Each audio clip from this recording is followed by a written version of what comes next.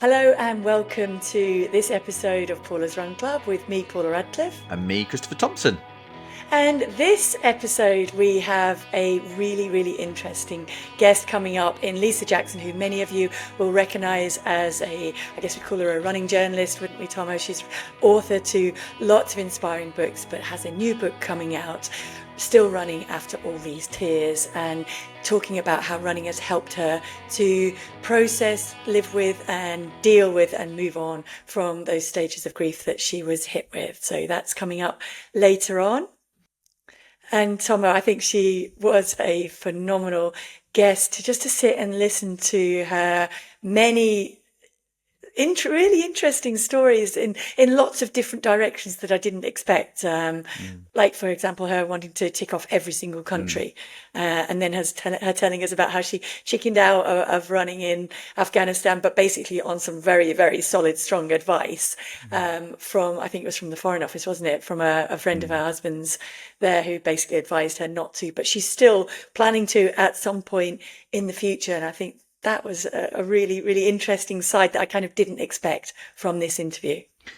Yeah, I think you never know where conversations are going to go sometimes, and she's obviously got a very inspiring book coming out, but she's just a very inspiring person, interesting person to talk to. In the countries, I think she over 100 countries she's visited, and she wants to tick them all. And she spoke after the record about a couple of the countries, in particular North Korea, she's been to, and again it's fascinating. Like she says she's a very, as you'll find out, she's a very chatty person, and she uses running as a way of chatting to people and getting to know people, and that was the thing. I did kind of finish going, I'd love to actually go on a run with her and quiz her more on her life and what she's done and what she's got up to. She's run the Comrades, and I really like the quote from her dad, saying, let me get this right, it was, being fit is the greatest gift in life. And I loved that. I really did. It is. It's so strong. And I think she's such a great guest to have had on this week. If we kind of think about the fact that last weekend you and I were both at the Children with Cancer annual fundraising gala.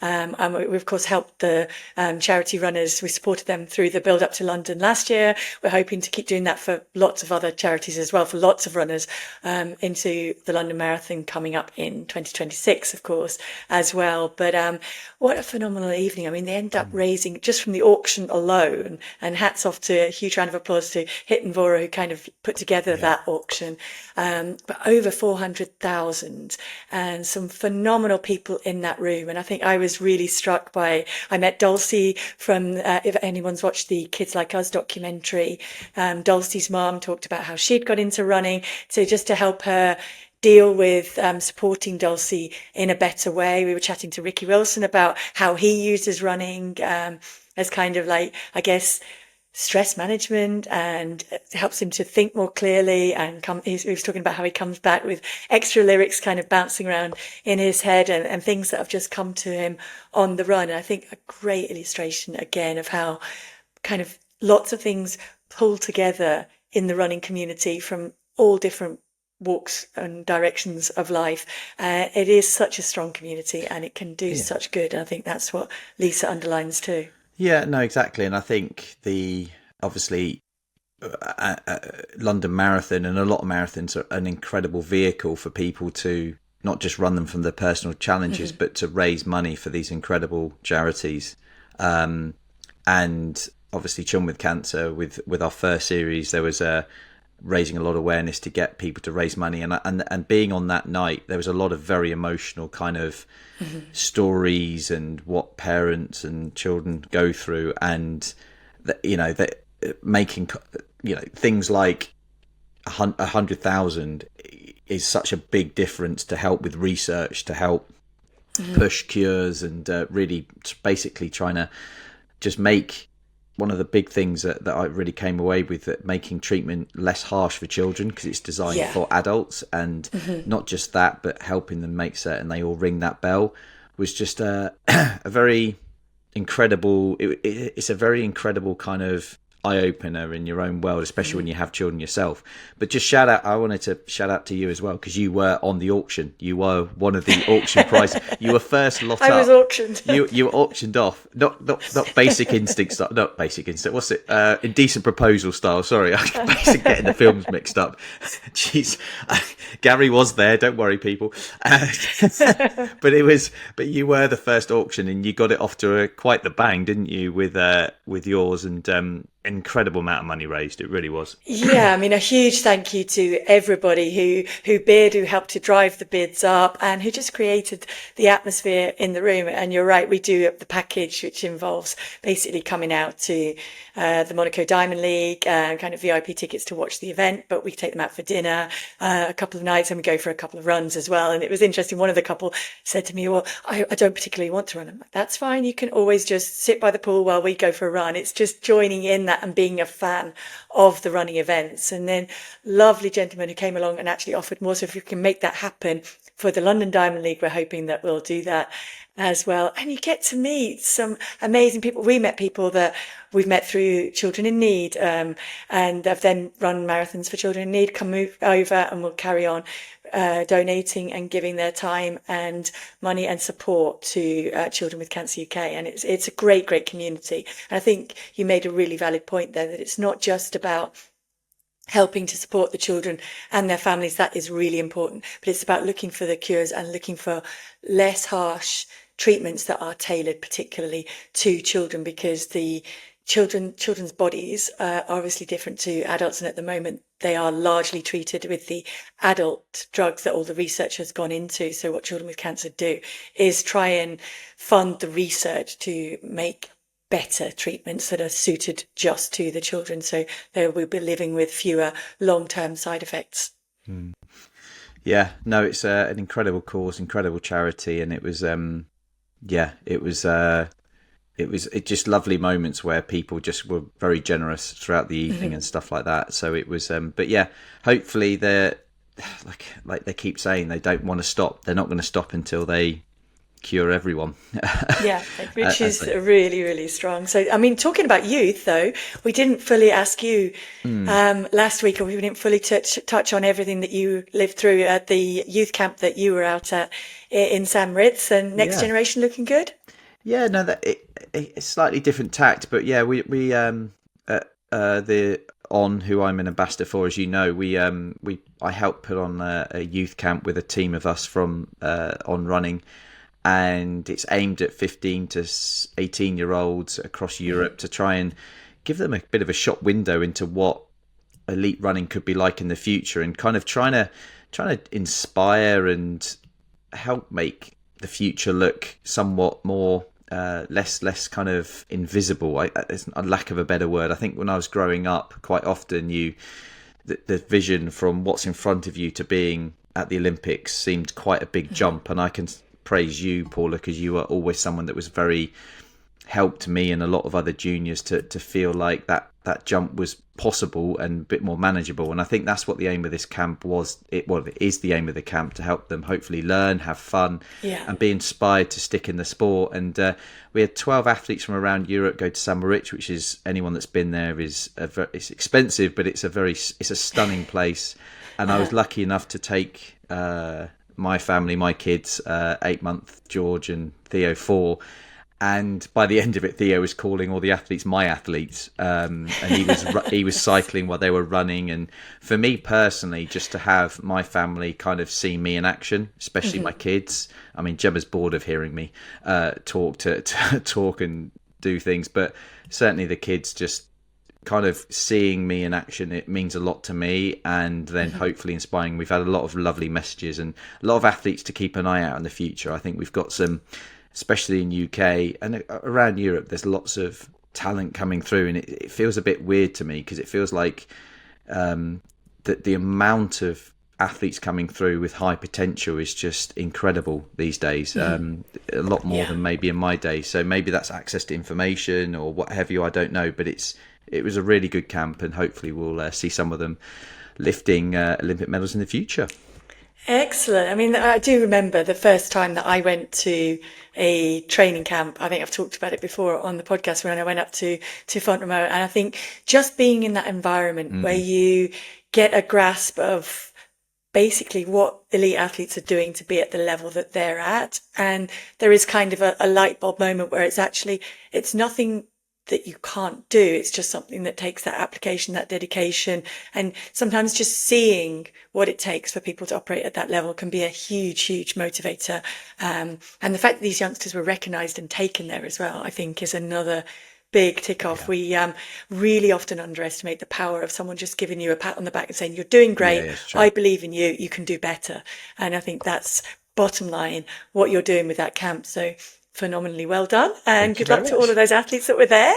And we look Cheers, forward to Paula. seeing them burst through more in the future. Yeah, no, absolutely. I think you're absolutely spot on. Do you know what's really nice is they're all keeping in touch, and a lot of them have said, "Oh, I listen to Spanish music now," and they're all going to go on holiday together, and it's nice to know that they're You're kind going to of have to bonded. clarify the Spanish music bit. Oh, just because there were Spanish athletes on the camp. Oh, They okay. were playing. Okay. They were playing Spanish You needed to music. say that bit. Sorry. So yeah, a couple of the male Brits were like they were obviously playing their native music, and then they kind of are trying to entice, and Spanish music from one of the Spanish athletes, inspired them all to listen to it more. So yeah, Excellent. That is so good. So shall we get into this interview Yes. with Lisa? Because I mean, I do think that she is a hugely inspirational person. Obviously been through a time of immense grief in terms of her husband being diagnosed with 4 years to live, and trying to support him as much as possible. And then within 17 months of losing her husband, Graham, she did lose her sister and her father as well. And she talks very, very eloquently and expressively about how she used running as a tool in helping her to deal with that and to come through that, and how there's no magic bullet, but that's just one way of helping. And I think many of us can resonate. Can resonate with us. And it gives me great pleasure to introduce a guest for this week's edition of episode of Paula's Run Club with me, Paula Radcliffe. me, Christopher Thompson. And that would be Lisa Jackson, the author of Still Running After All These Tears, which will be released on January the 8th. And before we get into your story, Lisa, which I think relates to so many of us who use running for so many aspects of our mental health, can you clarify what's on your head, basically, the pink flamingo for us? Hi, Paula, and hi, Thommo. Lovely to be here. Well, my flamingo started out life as my comrade's hat.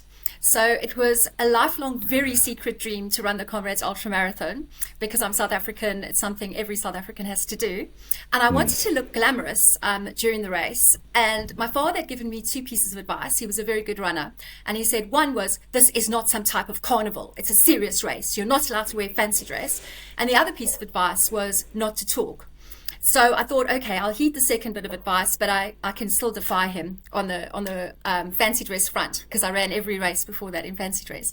So I imported this hat from America. I bought 2. I had to pay a lot of import duty. One for my sister, who ran it with me, and that was the first outing of the Flamingo hat. And then I really, really enjoyed running in it, because in those days these flappy wings actually worked. So you could pull an invisible string and wave at children as you went by. Which delighted them. So I had so much fun. I broke the second rule at halfway because I've been such a terrible time of it. I'd worn 3 pairs of socks without trying them out in practice. So I had 2 thick socks and a pair of flight socks on, and I got blisters after 1 kilometer. So I was in so much pain in my feet. I was so bored. I was thinking, this race is totally overrated. And all of a sudden I saw someone ahead of me that I wanted to ask which country she was from. And we got chatting, and that just got me through the whole race. So I successfully finished Comrades, which was an absolute dream, 2 minutes faster than I thought I would. And then after that, I started running in this hat occasionally at different races. And sometimes I'd be running somewhere like Porto, and someone would be screaming, Torino, Torino at me. And I think, why are they saying that? And then I suddenly realized they'd seen me in Turin in this hat, running the Turin Marathon. So I decided to start running in it all the time. And then when I became a Runner's World columnist, we chose a name for it in honor of John the Penguin Bingham, who wrote the Penguin Chronicles, we thought it would be good to carry on with the bird theme. So we call it the Flamingo Diaries. So now I'm called the columnist from Roseworld who writes the Flamingo Diaries. Okay. So how far has the Flamingo done in total? Have you worked it out? Such a question, but it is thousands and thousands and thousands of kilometers. Yeah. I don't run, in its on a day-to-day basis because it's getting worn out, as you can probably tell. It's got a lot of pilling on it. And I have to wash it occasionally because it does get really sweaty. Every time I wash it, it goes a lighter shade of pale. So I still want a pink flamingo. I don't want a white one. But it's done a heck of a lot of mileage, yeah. I'm sure. And what happens when it rains? Oh, you know what? I hardly ever run in rain. It's actually quite crazy. I don't know what it is. If I turn up at a marathon, just so you know, it's good advice for both of you. If you come to a marathon and Lisa Jackson's going to be there, it probably isn't going to rain. It's actually only rained on me once. So honestly, it's quite amazing. And I do Brighton, many, many times Brighton. And the one year, I said the day before, I said, it always sunshine where Lisa runs. And it started raining right at the beginning. And I was like, oh my goodness, I've cursed myself. And then the rain stopped just before the race started. And we didn't have any more rain after that. So yeah, I'm the there you go. Runner. The pink flamingo keeps the rain away. There you go. Although I can imagine that some of the windy years in Brighton, it wasn't that easy either. I honestly can tell you, people ask me how I can run in it. It's just a baseball cap with a bit of attachments. You know what I mean? It's actually, you can put it in water and keep you cool. It keeps the sun off. I mean, it's not difficult to run in it. And it doesn't blow off. It definitely doesn't. And if it would, I could tie it under my chin with the legs. So I've got a plan B. I mean, I think this is. I mean, obviously, we're here for quite this book that you've got coming out, and just what running means to you. And I think we're starting to see a glimpse of obviously what running does mean to you through your symbolic nature of wearing the hat. But I think for the listeners, just to kind of slowly delve into what your book is about and what running means to you, because it's quite a layered hypnotic kind of reason, isn't it? Yeah, I mean, this is the book. It's called Still Running After All These Tears, A Runner's Journey Through Grief. And it's based on experiences that I had losing my husband of 30 years, my sister and my father in the space of 17 months. I used hypnosis a lot to get through those, hypnosis and running to get through those experiences. But I then lost my running mojo too. It was a devastating blow because when my husband was first diagnosed with lung cancer, there was a voice in my head. It was as loud as you talking to me now, saying running will be your salvation. It really did. And I was like, wow, where did that come from? And, when I had terrible experiences during the time he was ill with medical professionals and things like that, running was the only way that I could heal myself, because I got so angry the one time that I actually thought I was going to explode. Like, I actually could see a picture of myself as a pile of ash in my house, like those people who spontaneously combust. And I'm not an angry person, so to feel such intense anger was incredibly frightening to me. And I couldn't think of anything that I'd already talked it through with my best friend, and I talked it through with my husband, and I just had to do something. And so I went for a run, and obviously that really helped me so much. And then I don't know, when I moved to Worthing, I started running every single day in an attempt to become a really consistent runner again, because I hadn't run a marathon at that time for about 5 years, although I'd done 109 at that point. And I couldn't even run between two lampposts. I'd run to yoga, which is a mile away, and then on the way home I'd say, Lisa, just run, start running. I'd go, I can't. And then I'd go, okay, well, just when you get to the car park, then start running. And then it would be, okay, just run between two lampposts. And I'd go, I can't do this. I don't know what it is. So I don't know if it was COVID. I don't know. And I didn't know I'd had it. I don't know if it was a COVID booster shot. I don't know what, because I had a very bad experience to that third shot. But I couldn't run at all. And it was really, really worrying me. And then my back spasmed so badly because I was doing a lot of toe touching and yoga. And I was bent over like a boomerang. And then my physio said to me, Lisa, I'm not going to say stop running forever, but there's absolutely no way that you can enter the two marathons that you've entered, which was Paris and Brighton that year, which I wanted to run both in my husband's honor. And I had to stop running completely. And it was so difficult to get back into it. And that was another loss. I mean, to lose the one thing that I felt, was my sanctuary and keep me sane. It was so devastating to me. And in the end, obviously, to go from being a person, in 1 year I ran 28 marathons, and to go back to like not actually be able to run 100 meters, it was so terrifying.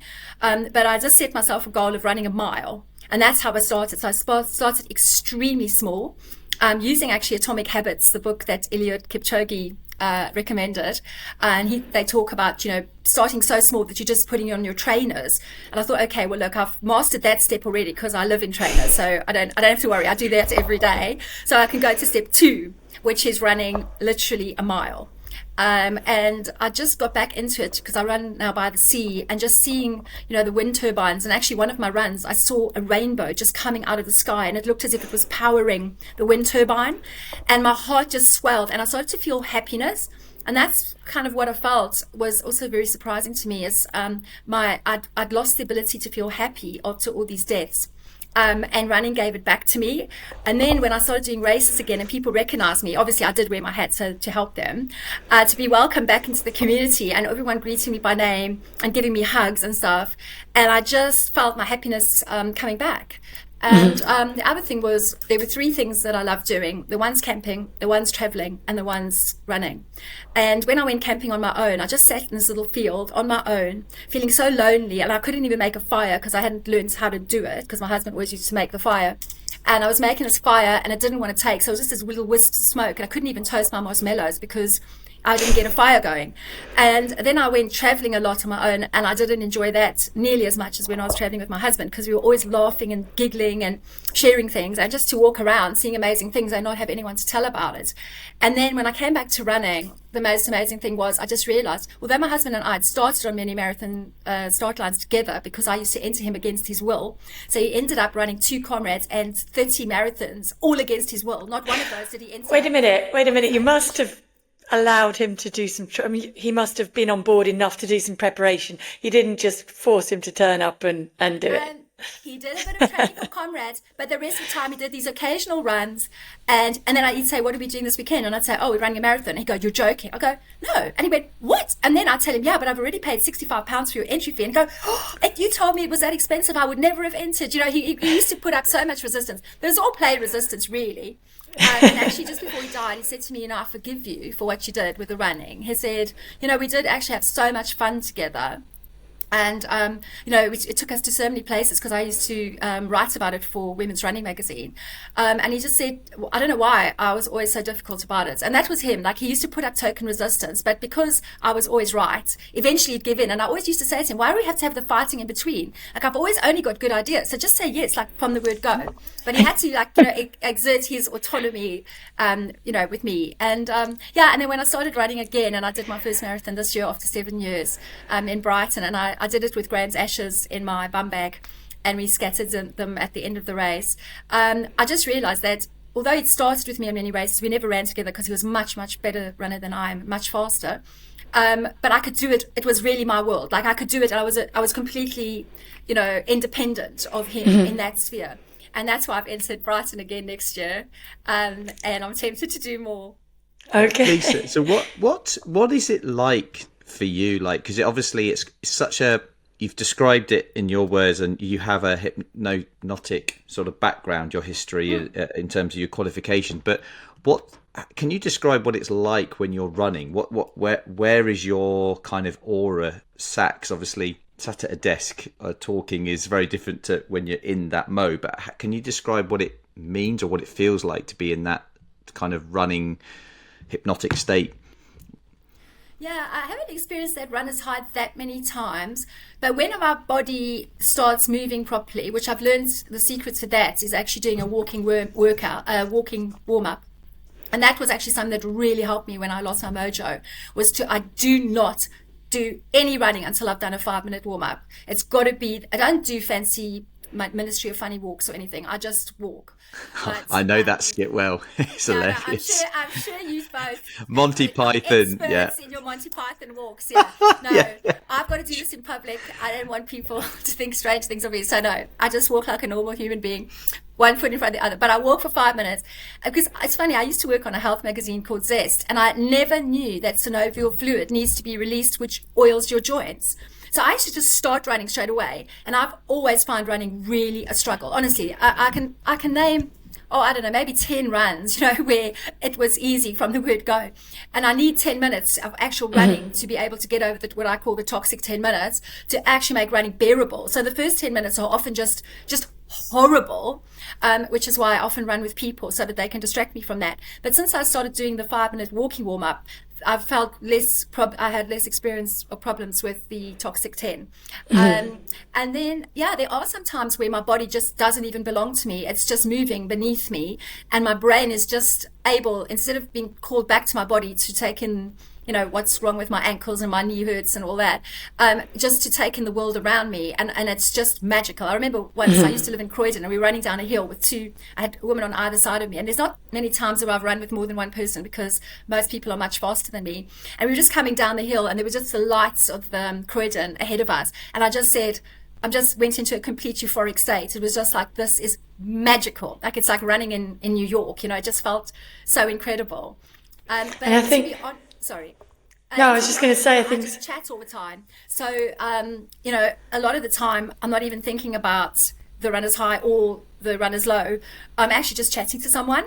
And that's, I think, if you had to ask me what the main reason is that I run, I mean, obviously for health, because I want to live a really, really long life. But the other reason is just talking to people. And I have met the most incredible people. Many of them became friends. And I just, because I'm a hypnotherapist and I'm a writer, like, I'm always interested in other people's stories. And so it's just like storytelling for me, like when I run, and then you get a medal for it at the end. I mean, what's not to like? I mean, I think so many people can relate to the way that you're talking about, and it's almost like a trance state, isn't it? That sometimes you get into on the runs, and I think that's why many of us use running as a form of stress release, whether it's to deal with grief, whether it's to deal with stress, whether it's when you're just overwhelmed, or many times coming back from things like childbirth for happy reasons, but still trying to find a way to manage emotions. Yeah. I think it's a very, very strong way. Do you think that there's a way that you kind of can tie the two together? So the hypnotic trance, and almost you can kind of hypnotize yourself into that state through the action of running, and just reaching that state of not relaxation, because you can't be completely relaxed obviously while your body's working, but it feels like you do get to a stage where you're just a lot more in tune with your body in a way that hypnotherapy can maybe do as well. Absolutely. I mean, you can actually stroke someone into a state of hypnosis. You can twirl yourself into, a state of hypnosis, as they do in Turkey. With, I've just forgotten, the whirling dervishes, staring at a candle or staring at an icon or a cross in a church, or just closing your eyes. I mean, all of that takes you into a trance state. So I think a lot of people don't realize that we experience trance states all the time. Like every time I'm standing at a bus stop and I'm not talking to someone and I'm not on my phone, I can just feel myself going into an altered state of consciousness, and that is a trance. And running, definitely the repetitive movement, like the whirling dervishes, the repetitive movement definitely puts you into a different mental state. Yes, and it's very soothing. It's a very soothing state to be in, a very calming. And it gives you a state of like a sense of clarity. I think you really get to a point where it puts a better sense of perspective on life. And I think perhaps that's why so many of us kind of turn to that, because it really makes you appreciate being in the here and now and here in the moment and everything that we have around us, and perhaps give you a better sense of community as well, for the reasons that you've talked about, the people that you meet and the places that running can take you, and that amazing strength of the running community. And I'm sure all of those probably helped you, because am I right, you were a runner before you went through the grief? It's just that running became something more for you. Indeed. And I was a very, avid marathon runner. After I got to my fifth marathon, I was thinking, oh, I'll aim for 10. And then I met a runner during the Brighton Marathon, and he had a 100 Marathon Club t-shirt on. And I said, oh, I'd like one of those. And he said, yeah, well, you can have one. And I said, oh, I heard you had to do quite a fair number of marathons to get one. And he said, well, how many have you done? And I said, well, 17. And he went, oh, we've all been there once. And then he just left. And he just, to me, it was the most wonderful, I don't know who that man is who said that to me, but he didn't scoff and say, a woman like you running at this pace, never, you'll never do it. He just kind of said, of course. And I said, he didn't pull up the ladder behind him. He just said, he believed in me. Like this total stranger just believed I could do it if I wanted to. So then I kind of started working out how long it would take me to get there. And it was going to be, decades. And then I sort of said, okay, well, maybe I'll run 12 marathons in 2012 and 13 in 2013. I love little challenges like that. So I started doing that. And all of a sudden I was just like, no, I want that t-shirt and I want it now. As I always say, I want to be running in the t-shirt, not buried in it. So I did 28 marathons in 2015. And then I got into the 100 Marathon Club in 2016. And then everyone said to me, are you going to carry on doing this crazy number of marathons? And I said, no, I want to stay married, because I've seen quite a few marriages break down over people's obsession with running, multiple marathons. So, and that was actually a decision that was about 18 months before my husband was diagnosed. So I did 10 more marathons after he was, after my 100th. And then he was diagnosed. And I mean, to be honest, that was 4 years of my life. That was an ultra marathon of fighting for his life every day, because I was always researching what he could do to keep himself as healthy as possible. I was always researching medical options for him. And I didn't have time to focus on anything else. And running really took a backseat. But then every now and again, it would come to the fore in rescuing me from my anger or from my stress. But I definitely, I couldn't focus on marathons and being away from him for that amount of time, and he said to me, I'm tired of being your baggage boy, Lisa. I'm not coming to those races, so you're on your own. If you want to go, you can go, but I'm not coming. So sitting in a car, car park wasn't fun for him. So my priorities shifted completely. And then, funny enough, the marathon this year, I just thought, I've got a new goal. I've done 47 half marathons and I want to become a double agent, which means we've done 100 halves and 100 full marathons.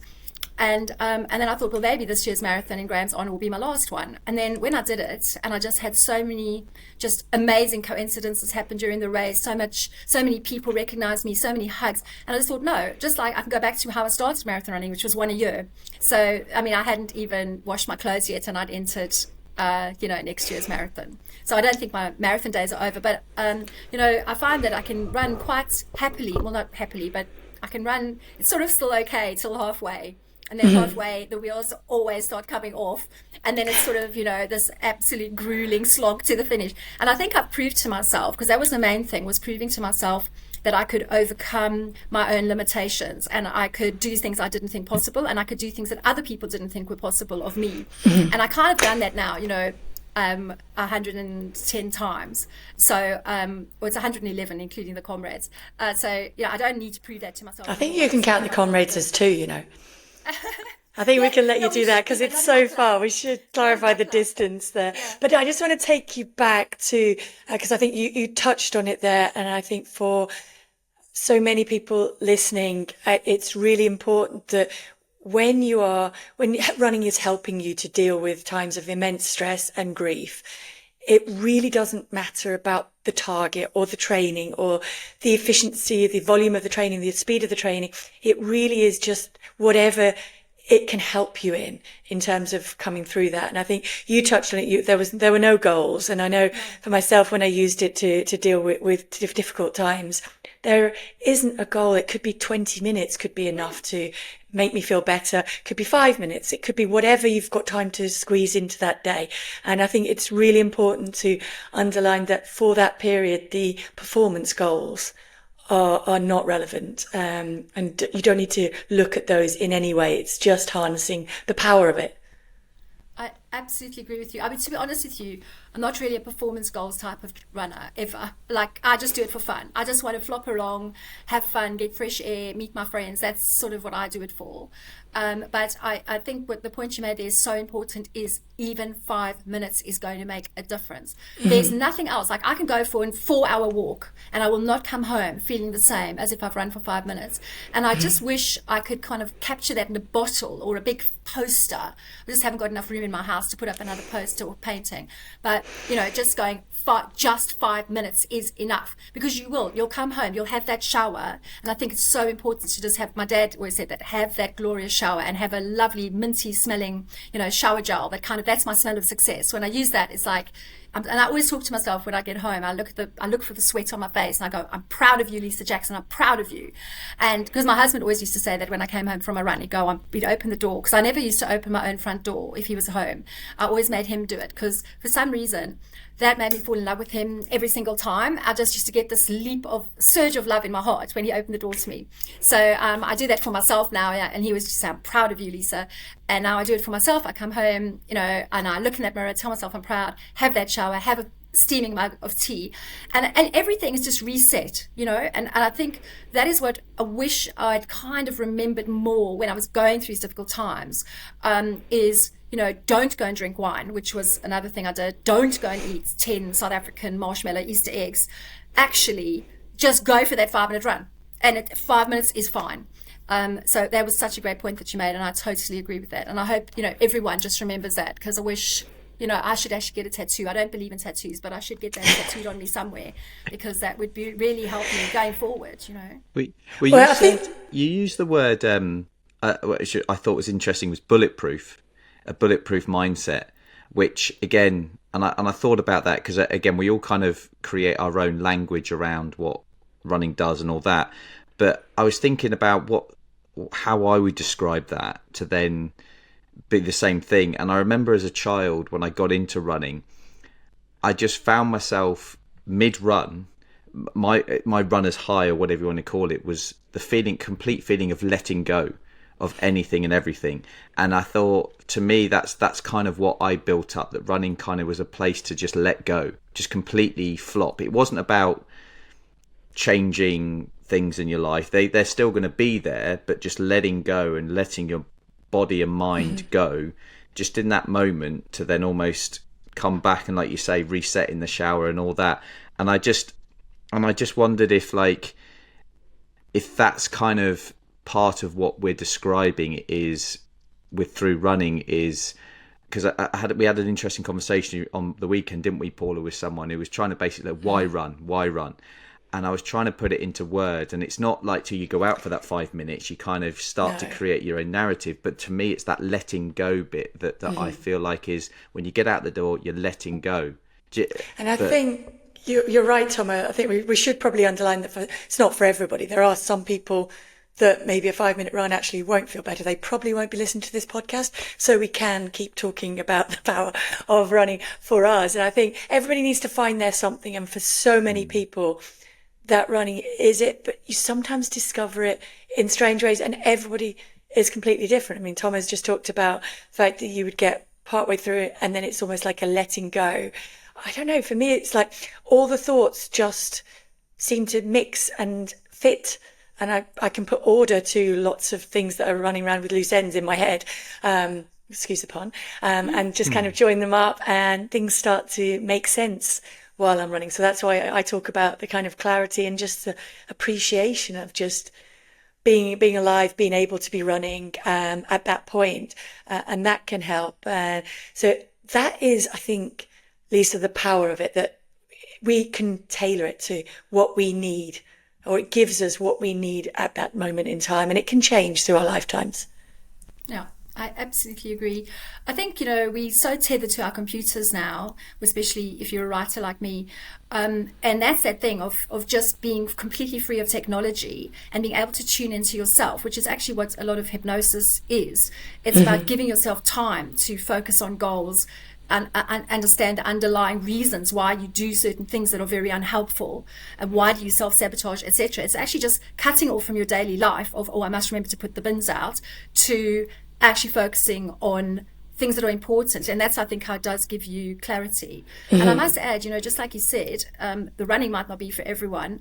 And, for example, grief counseling. I didn't actually have grief counseling in the end, although it's been recommended to me by, several doctors. And I actually just joined a grief group, which I really wish I'd joined earlier, called Grief Works, which is run by Julia Samuel, who is Princess Diana's psychotherapist, and she's a world-renowned grief expert. And I wish I'd gone to that earlier, because I think I would have actually gained so much from that. But at least I had running, that was the thing. And I think there's, as Bella Mackie said in her book, she's Jog On, she said, it's not a magic bullet. So I don't want people to think that they're necessarily going to get through their grief journey without the help of professionals. But because I've got friends who are very wise, and I'm a mental health professional myself, I understand. I read books on grief, and I attended, seminars and masterclasses on grief. I observed myself as a grieving person with a lot of expert observation. It was so interesting to me to watch myself grieve and go, I can see that is exactly what I'm doing there. The memory fog is normal. Don't worry, you haven't suddenly got Alzheimer's on top of everything else that's happened to you. Feeling oversensitive about everything, like the most tiny thing just felt absolutely devastating. All of that I knew was normal. But that's what I'm kind of careful to urge people, that if they need professional help with grief, they should reach out, Don't think, just because you've got running, you're going to be fine, because you might not be. And not everyone needs grief counselling, and not everyone is going to benefit from running. But I do think it's worth giving a go, because it's so cheap. Try running first. Absolutely. Or try running in addition to what else you're doing. And I think that's a great point, isn't it? That it's not the magic bullet, as you say, but it's like a trusty sidekick that can kind of be by your side and just help you through it. So probably nothing is going to work as a magic pill on its own. But when you combine lots of things, and so I think running brings with it other things. So it brings with it the friends, it brings with it the something to talk about. So you might not even be talking about it out loud. I mean, sometimes I feel like I'm talking to my dad in my head while I'm running. And because it was something that I shared with my dad, it's something that I feel like I can communicate almost better, because I feel a little bit closer to him while the action of running. And I don't know if that's the same for you with your husband, given that you didn't share actually running together, but you did share running as a passion. Oh, that's absolutely beautiful with your dad. Because I didn't run with Graham beside me, I don't talk to him when I'm running, because I'm usually with someone when I'm running. So I'm talking to them. But I love the way that you've continued your relationship with your father after his death, because that was a big revelation for me in the grieving process. Was I read some books and they said your relationship doesn't have to end. Like if you want to go somewhere, like Sisbury Ring, for example, which is this absolutely magnificent Iron Age hill fort behind my house.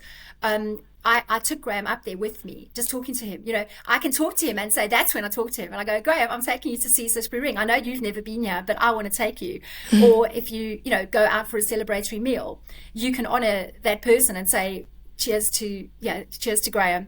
And so your relationship doesn't have to end, and you can actually continue creating memories. So now, scattering Graham's ashes at the end of the Brighton Marathon, or actually I've got a new necklace now. This is it. It's a little star and it's got Graham's ashes in it. I can carry with me all the time with his initial G on it. So every other race I do, or every experience I have, I can carry him with me.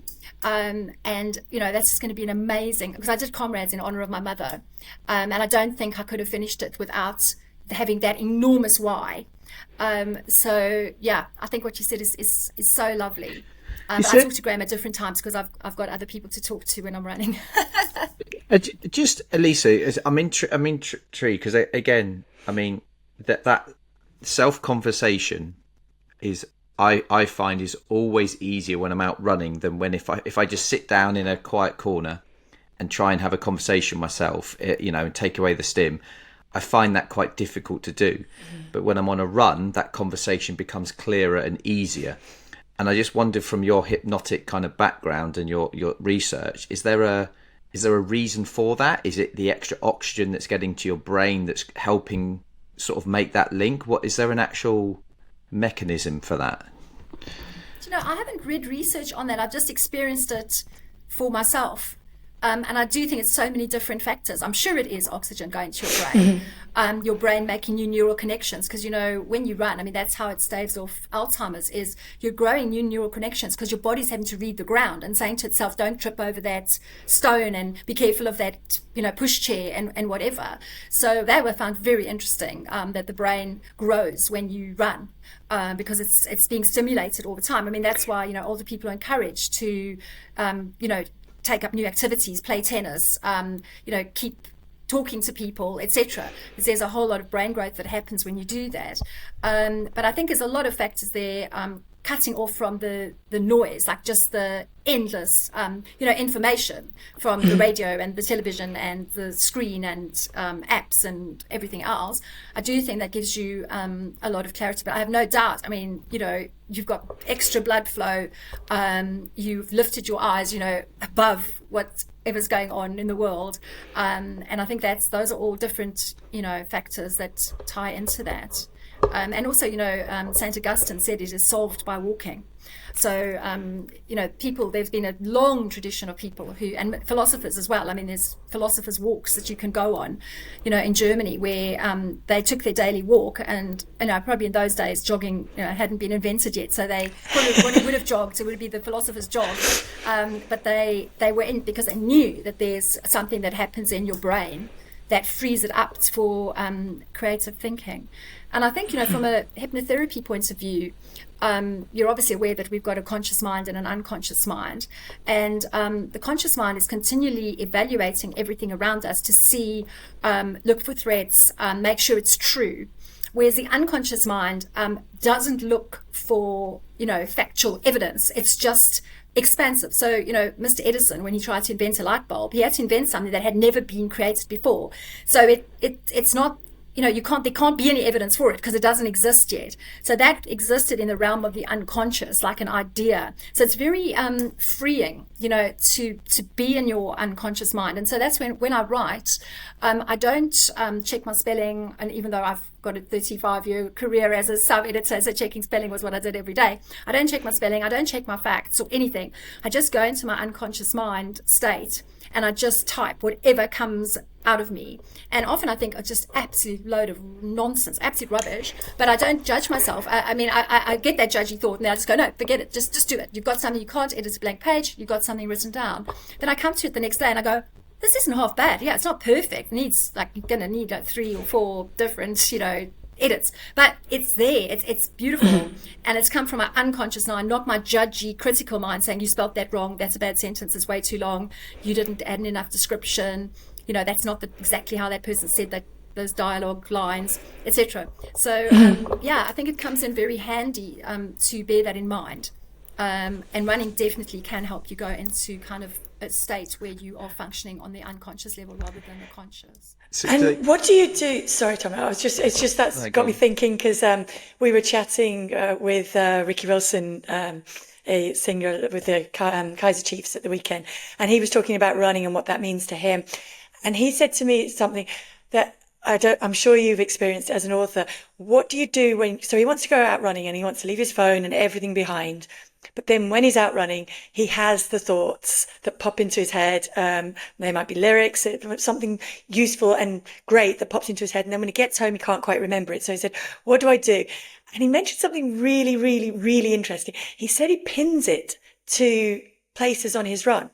And so if he can't remember it when he gets back, he goes and he runs past that spot again. And that triggers it for him to be able to remember whatever it was that he thought about. And then I thought, well, I've done that, but unconsciously in terms of I've thought of something really critical and I've remembered it. And then the next time I'm on that run, I remember that I remembered it at that point. And it's like every time I run past that point, it's reinforced again.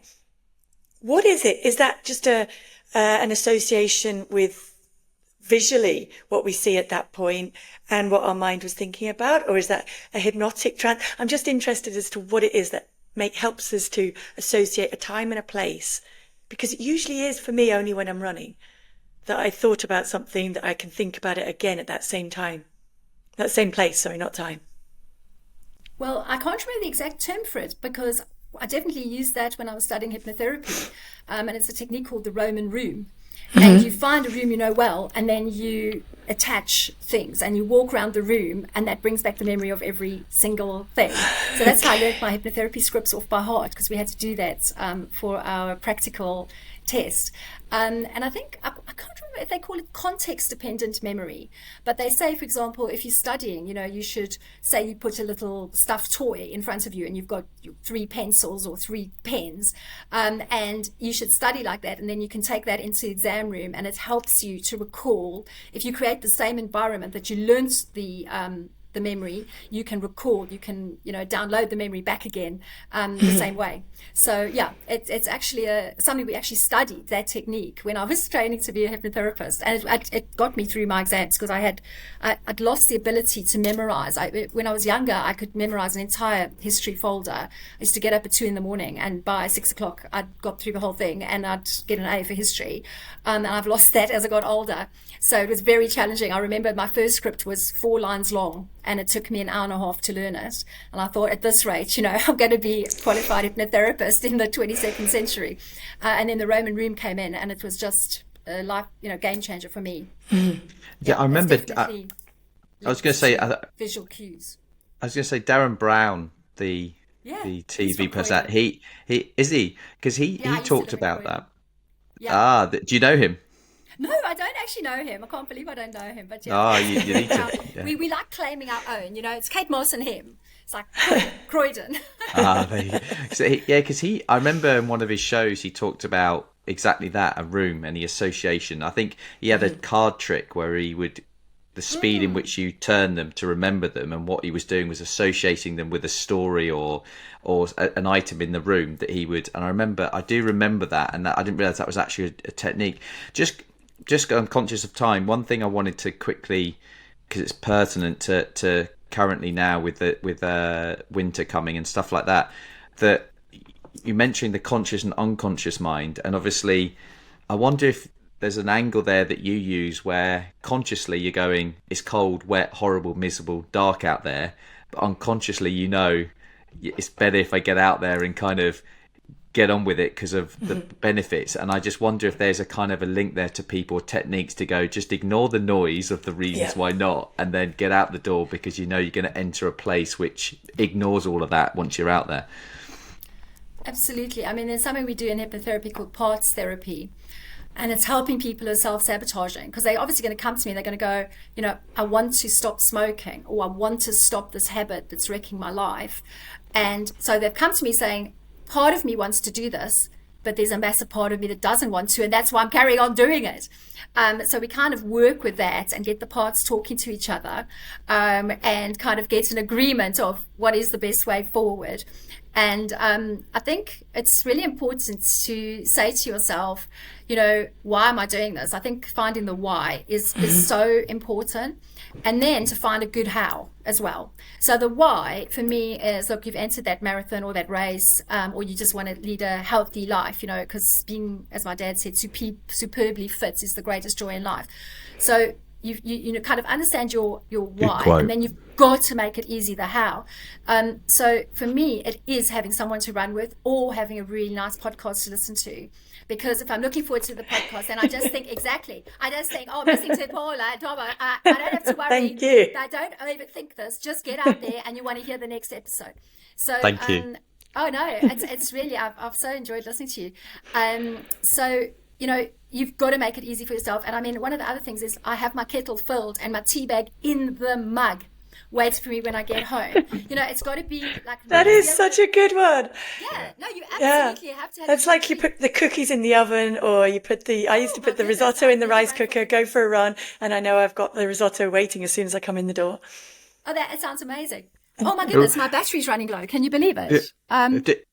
Do you put milk in with the tea bag first? No, that's terrible. Honestly, that's a crime against tea making, Thommo. I would never ever do that. I'm quite fussy about how I make tea because I drink so much. You've just exposed yourself as a coffee drinker, Thommo. I was just about to say I have, because I don't drink tea. I just know that I see people put tea bag with milk in and then hot water, and I'm always like, really? So you put the hot bag, hot water, then milk. It doesn't have to be a hot bag, Thommo, just so you know. in the mug. It works really well that way. Lisa, thank you so much. You have been such a great guest, and I think really strong in just highlighting that for many of us listening, running isn't always about performance. It can be, but it's not always. Sometimes it's just about the community and individually what it means to you and what it brings to you. And I think that opening that door in the minds of so many people listening to kind of say this is something that maybe won't help you feel better immediately, but will help you along the way. And in association with lots of other things will get you there. What's next for you? What are your goals for the next year? I mean, we know the book's coming out 8th of January. After that, what are the goals? Do you have running goals for next year? Other goals? So I've got my Brighton Marathon booked. I was invited to the Uganda Marathon and I was going to enter, and it just clashes with a talk I'm giving, so I can't do that, sadly. And I'm going to work on my half marathons because I have so much fun. I'm at 47. I need to put a little scheme in my mind now, because like I did for the 100, it's like, when am I going to do it? I want to do it before I'm 80, But I get so much fun at the half marathons. It's almost like double the fun and half the pain. So I kind of feel it's like a really good option. I also want to do 100 park runs, I just see these people in the t-shirts, and I'm a sucker for a good t-shirt. And I just think, shockingly, I think I've done a lot of park runs without taking my barcode, because I think I'm only on number 10 now, which I'm absolutely shocked by. I just, that is not possible. But I did a bushy park run this weekend, and I've never attended that before, and it was 1,600 people. And that was just such a wow moment. It just was fabulous. And I just thought, all these people talking about the Alphabet Challenge and being parkrun tourists and all that. So I feel like the nice thing is, like, as I get older, even if I'm not able to do the longer distances, I can always have some kind of goal, because I'm very goal orientated. Like I wanted to get to 100 countries, and I've done it. And now I want to visit every country on earth. That's my new goal. And so I've always got some goal. How far along are you in that one? And with the countries, I've done 108. And how many are there? I should know that, but I don't. But it depends how you count. I was going to say, because we have, yeah, I think because World Athletics they say they have 214 member federations. Yeah. Which literally, there's about 5 different ways you can measure countries. So you could even count, England, Scotland, Wales. Yeah. As 4 if you wanted to, Northern Ireland. So yeah, it's a kind of a funny challenge. And I don't, just do countries to tick them off. I want to engage with them. I buy the guidebook. I want to talk to the people, etc. But it's lovely in life. I think it just pulls you forward, because that's the one thing I wanted to say about grief, is I found it really, really difficult to find a reason to carry on living. Like, I'd known my husband since I was 18, and we had a really fabulous, fun-filled marriage. Like, we just did so many things together, not everything together, but we just had an amazing time. And it just felt like my life was so empty without him. And I suddenly realized I just had to find purpose. So writing my book was to share with people the strategies that I used to go through 4 years of helping someone through a terminal illness and staying positive for that amount of time, because Graham relied on me to be positive. Like, I couldn't cry in front of him, I did occasionally, but I had to be the strong one. I had to be the one doing the research, because the research involved reading such terrible predictions of life expectancy that it was devastating. So I had to kind of brace myself to do that. And I think that's what running taught me. It actually gave me stamina to get through the most difficult things in life, like that kind of research. And I knew that research, because that's how I did Comrades, was I did a lot of research into the training and got strong at, strength training and all that. I didn't just turn up at Comrades, that's for sure. That was a definitely different kettle of fish compared to my usual flopping around marathon running, So it taught me a lot of life strategies, the running, that helped me very much through terminal illness. And one of the things was the power of a goal. Like entering Comrades, my sister said enter, and it will drag you in. It's like throwing out a rod or fishing. It'll pull you. Don't worry, you don't have to do anything. After you've entered, it'll pull you in. So that's what I believe in, is really in life, is to have goals and have purpose. And my book's about sharing all the strategies that I used and how useful running was. So I really wanted to help people. That's what my book's really about. It's not, necessarily, although it is a celebration of returning to running. It's more like a survival manual for people to get the shortcuts, because I had a lot of background that I could bring into going through this experience, and people don't necessarily have that time or that background. So it's kind of a good summary of everything that could give you that bulletproof mindset to help you cope with whatever challenges life throws at you: redundancy, divorce, death, etc.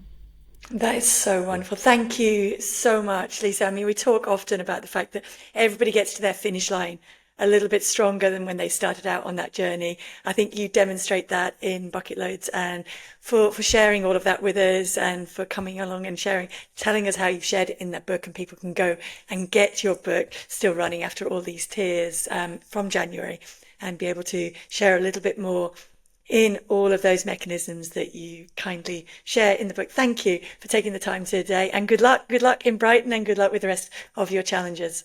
Thank you Yes, so thank you, much. And the Lisa. same to both of you. It's been so lovely meeting you in person after all this time.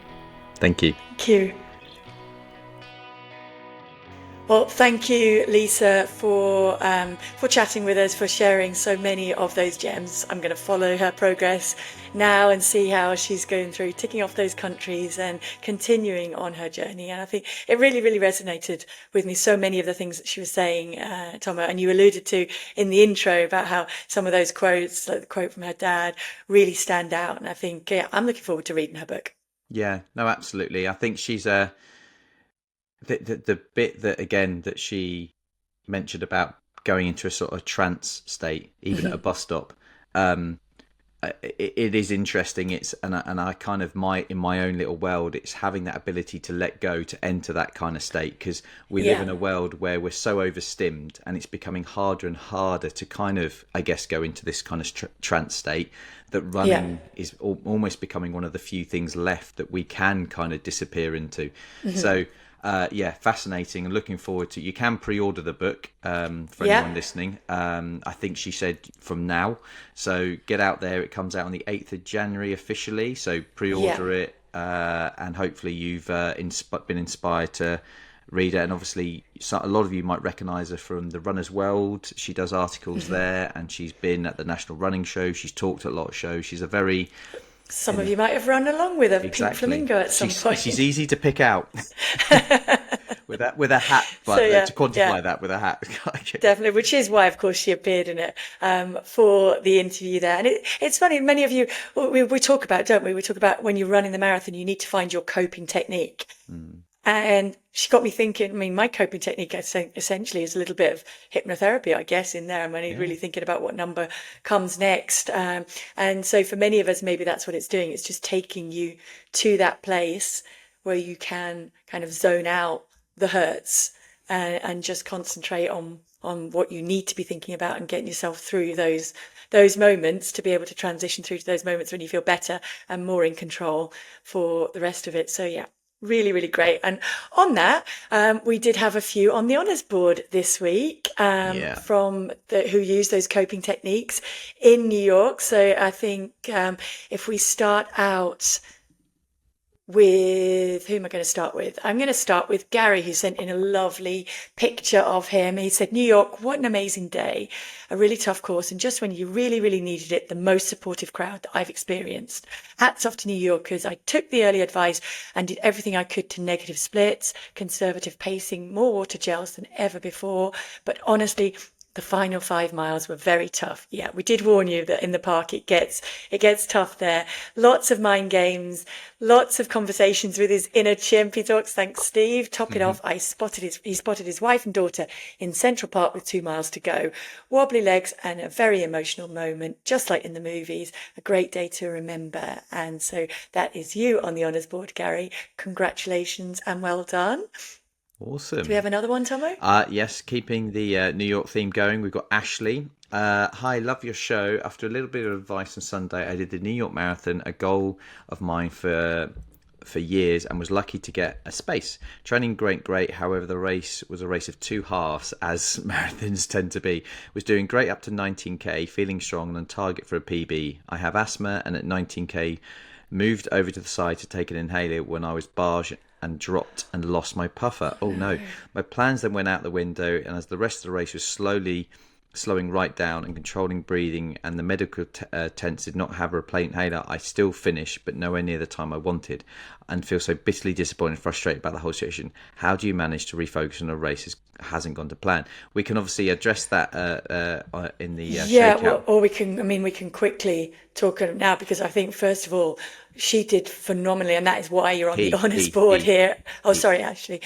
You are on the honours board because of how phenomenally well you dealt with that situation. Because for anybody who is asthmatic, not having your inhaler there, now I'm actually kind of shocked that the medics didn't have some form of Ventolin that they could give out on the course, but extremely well done in being able to calm down and steady your breathing well enough to be able to get through that. I think that is a phenomenal achievement. And in terms of dealing with what you think is a negative, I think you've got to draw the positives and the learnings from it.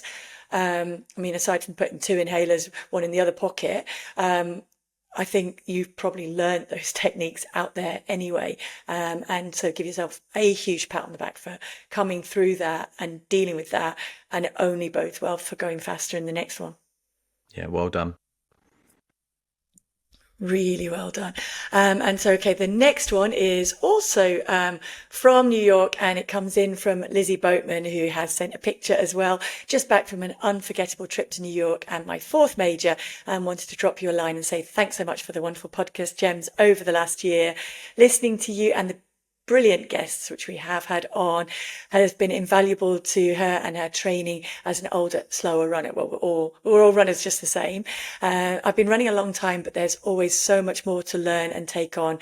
New York was a huge challenge for me, only 3 weeks after Chicago, but I did it taking on the advice of going out slowly, fueling well, and following lots of other tips from people, including yourself, who I was extremely lucky to meet in Central Park just before the marathon itself. She came along to the shakeout. So yeah, of course, that might be a little reason why you're on the honours board as well, but you did write in.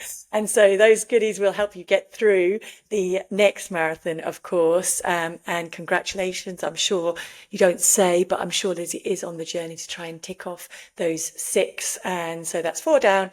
Only a couple more to go. I think actually you might have told me which one. I think Tokyo might be one of those. So if it is, good luck in getting into that for the next one. And huge congratulations to you as well, Lizzie.